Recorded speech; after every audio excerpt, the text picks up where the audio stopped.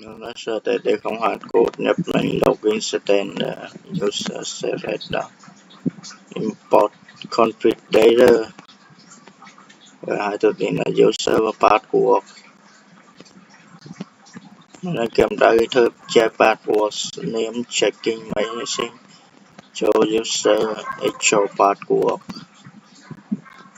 tạo and is same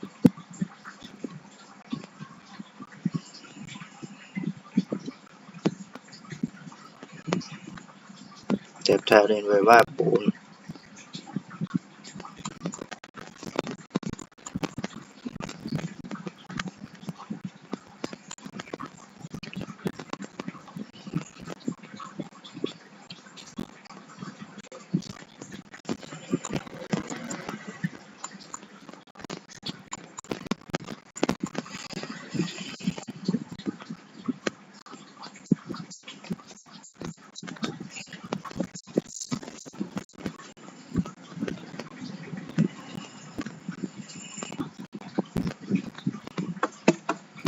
mình đã tạo Docker Compose